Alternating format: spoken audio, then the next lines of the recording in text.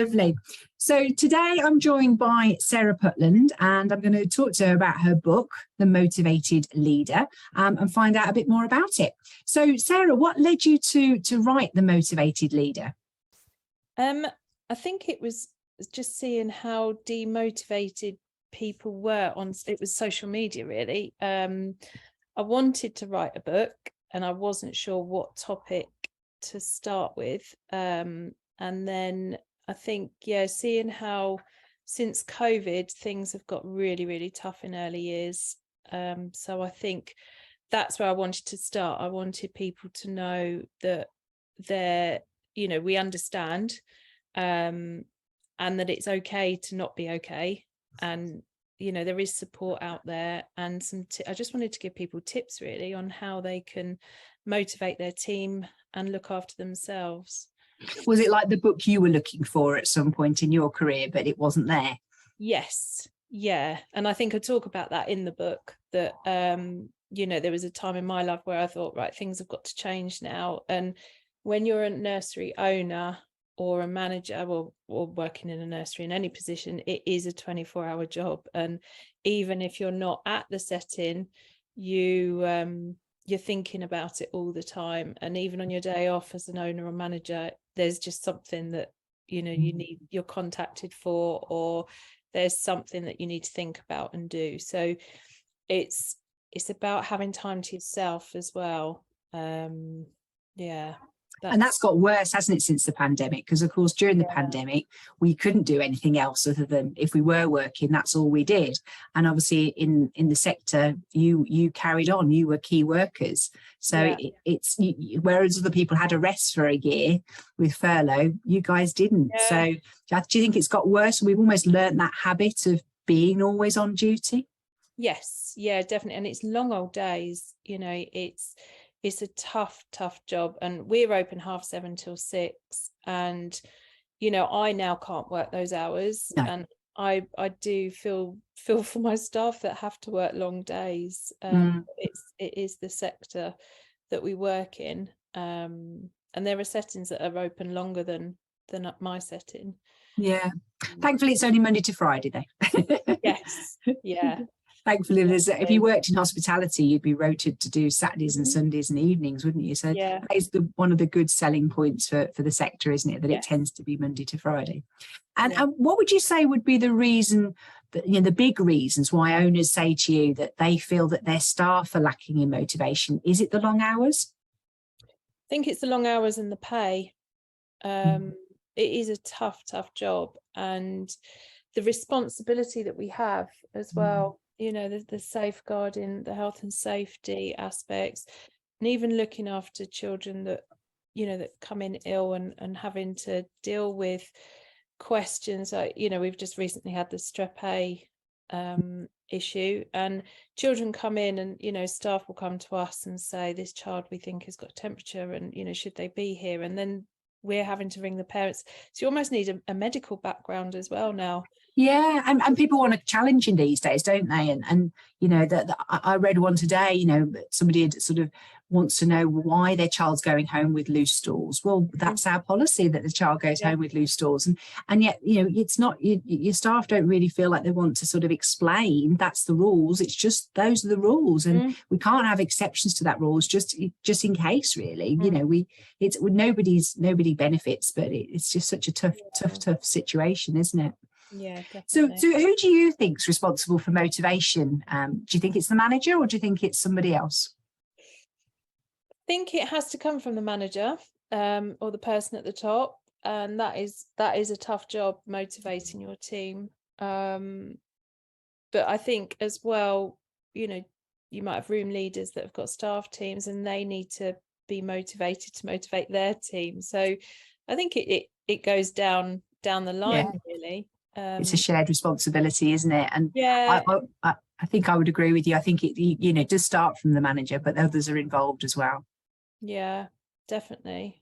Yeah, and it's having that work team that you can actually speak to each other. So if someone is having an off day, that the rest of the team understand, and and and pick up, and it's all about teamwork, isn't it? Yeah, no, that's where your staff really benefit, isn't it? They work with each other rather than working from home, which so many people do these days, which must be miserable in terms of not being able to get your colleagues to help you feel motivated again by, you know, I don't know, a daft comment or something that the children do. I guess that can be very motivating when the children, you know, draw a picture of you and you look like you were stick thin. Like that. Thanks. Thanks, little Fred. You can do that again. Yeah.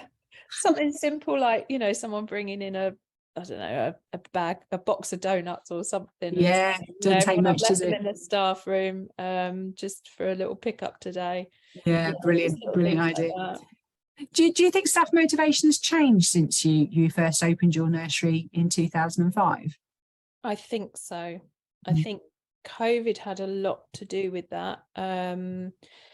There was that one evening, and I'll always remember it, when Boris announced, when we went into the second lockdown, and he announced all schools had to close, but early years settings had to stay open.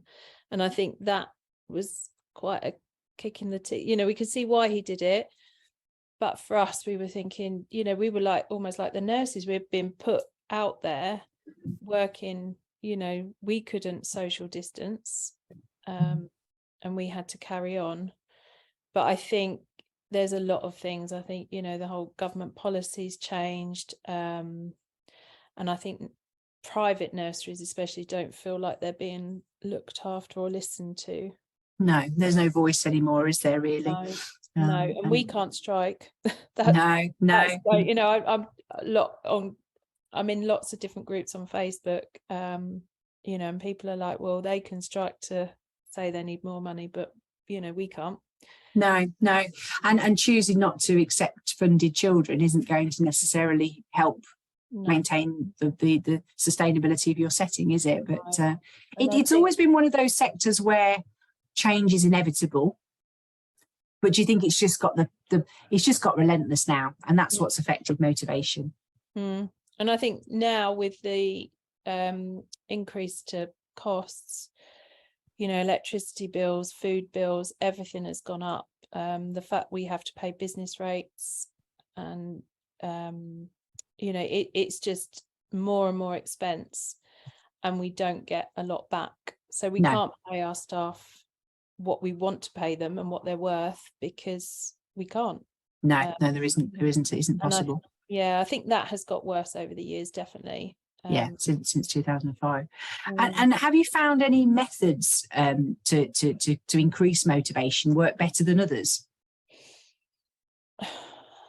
Depends really. And I think it depends on the time of the year. So at the moment we're in January, which is the hardest month, I would say, to motivate teams, because I think with Christmas, you go into the summer term, you've got nicer weather at the beginning, so everyone's a bit more jolly. Some people have had 6 weeks off, so they're happy and rested. And then you've got Christmas at the end, which is a bit of an excitement. And then January, you go in and it's just like, what now? And the weather's horrible and it's dark. And I think that doesn't help. That is hard. So it does depend on the time of the year at how easy it is to motivate staff. I think doing things as a team work really better.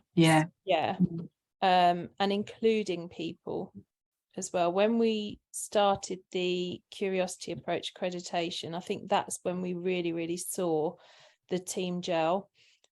And, you know, we've got our WhatsApp groups and things as a staff, like I suppose everyone else does. But it's getting that bond, and we all agreed on what we wanted as an end goal, and we were working towards something together.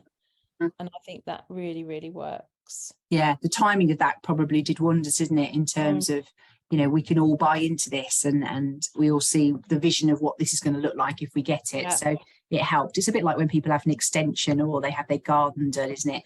You can all get excited about it because you're gonna all do it at the same time.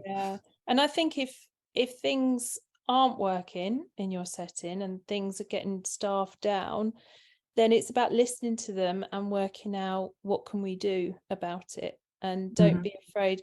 This September just gone, in the summer holidays, we completely changed our nursery around, and moved all the age groups into different areas and developed different because we thought it's lost its enjoyment how it was. Let's get it going again. And we did that, and it was hard work during the summer holidays, but we did it as a team. And I think every now and again you need to do something exciting as a team. Yeah, that's the key thing. And is there anything you would say, I mean, you might say treating people as individuals the answer to this, but is there anything you would say doesn't work or should be avoided?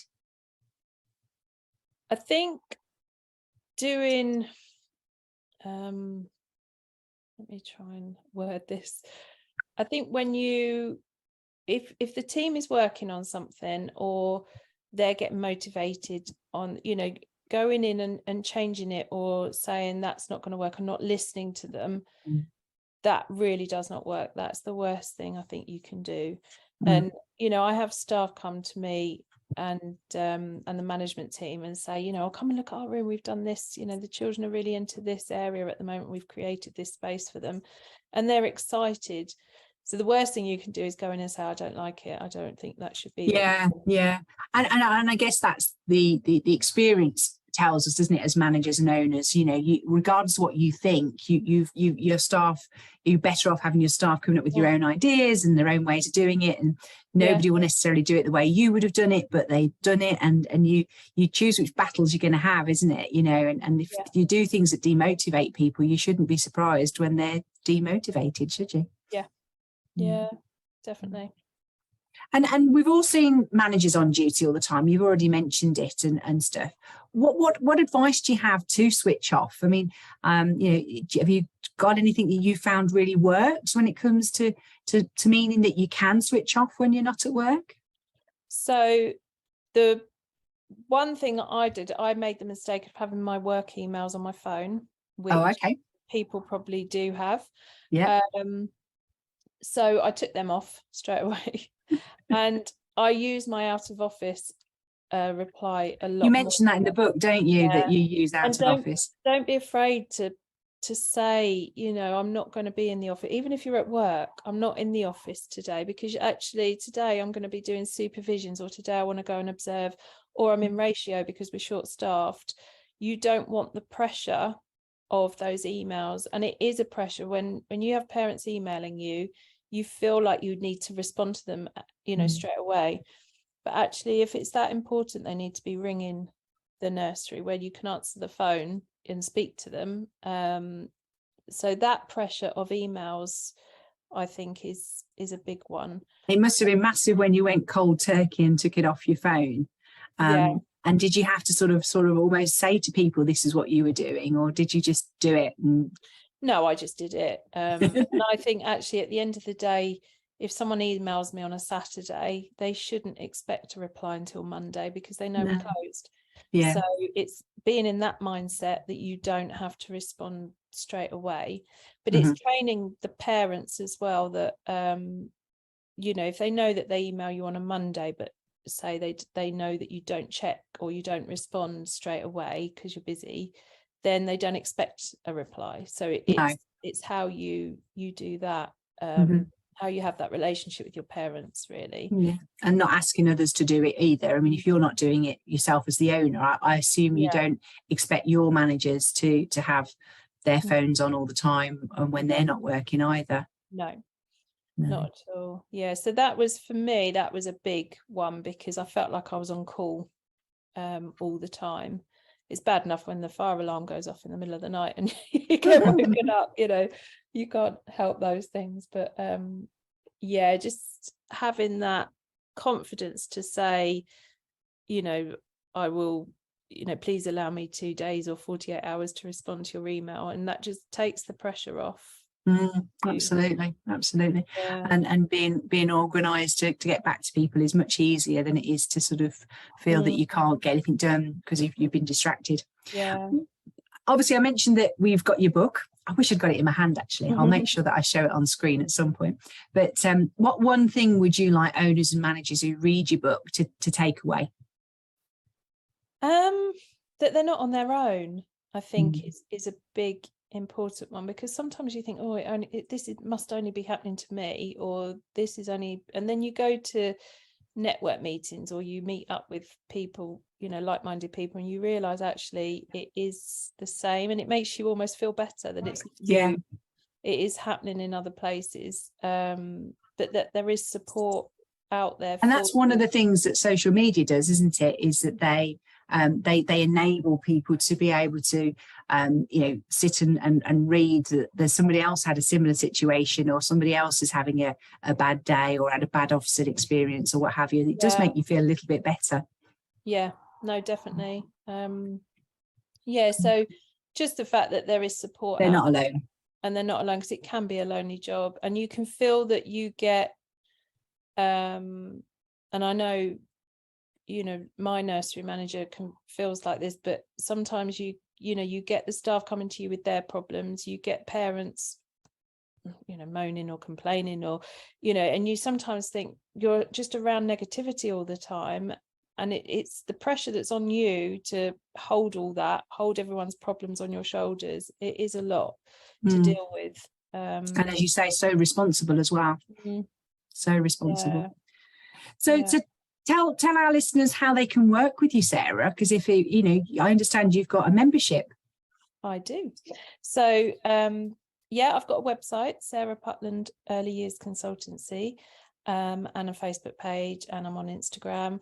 So I do have a shop on the website, so there's different materials that I'm creating that I'm hoping will support managers and leaders, and just to help save them time. I've got the planner that I've published, a yearly planner, just to help them organise supervisions and staff meetings and those things.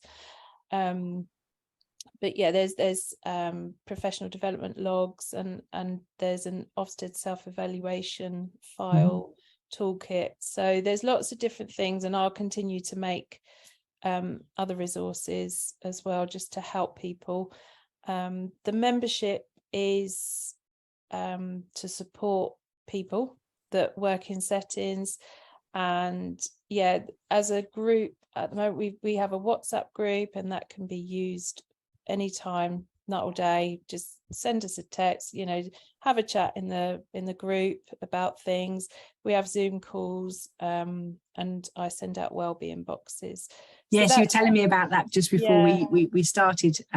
This wellbeing box is packed of resources and goodies. Yeah, and they go out every other month, and it's just a little pick me up and something to make you feel good. So the whole idea of the membership is just to so that people feel that they've got support, and they've got somewhere they can go to share their wins, have a rant, ask a question for advice, those kind of things. So yeah, I'm trying to build a network of people. Lovely. And nice for it not to just be on Facebook, because you know, we've seen that, and you know, it's nice to have something that's a bit more personal from yourself, you know, to be able to really get to know these owners and managers, and really offering them the support that's like having a you know, a business friend, isn't it? A business bestie. Yes. There you go. I've just rebranded your membership. Because I'm an owner as well, I do have I have all the financial worries and all of that. Of course you do. Owners, you know, and dealing with staff budgets and resource budgets and all of that. So yeah, I hope I can offer advice to owners as well as managers. Lovely.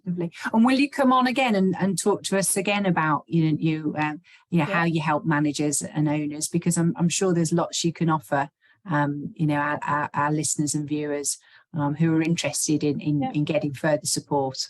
Yeah, no, of course. Let us know when you've got a new product out as well. Come and promote it to us. Excellent. Thank you so much, Sarah. No problem. Thank you very much.